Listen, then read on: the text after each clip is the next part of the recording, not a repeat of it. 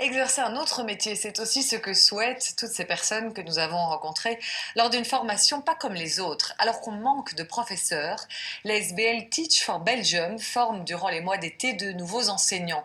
Certains ont de belles carrières derrière eux, mais souhaitent changer de direction. Une fois formés, l'idée est de les placer dans des écoles à discrimination positive. Justine So, Bruno Spack ont suivi leurs cours intensifs.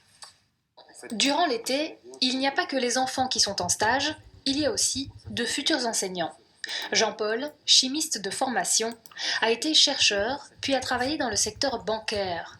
Aujourd'hui, revirement, il quitte tout pour devenir prof de sciences dans une école à discrimination positive. Je me suis un peu lassé de mon travail et il me fallait vraiment un sens.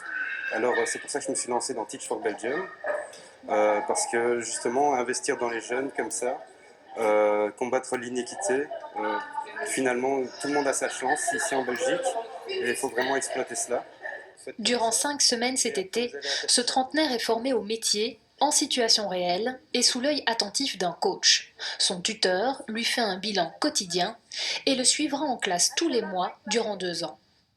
C'est vrai que ce sont des personnes qui ont un diplôme dans leur matière, qui sont ingénieurs civils, qui sont un master en sciences, ou qui, pour les, par exemple, profs de néerlandais, sont des néerlandophones. Et donc, c'est vrai que la maîtrise de la matière, ils l'ont, et c'est pour ça qu'ils sont recrutés, c'est pour leur connaissance de la matière. Ik heb het daar geschreven op het bord. Bestaan, exister. L'expertise et l'envie de transmettre son savoir. Voilà 2 critères sur lesquels se base Teach for Belgium pour constituer son groupe annuel d'environ 50 futurs professeurs. Min Moon s'en fait partie. Elle a étudié l'espagnol et l'anglais, mais finalement, elle enseignera le néerlandais, sa langue maternelle, dès le mois de septembre.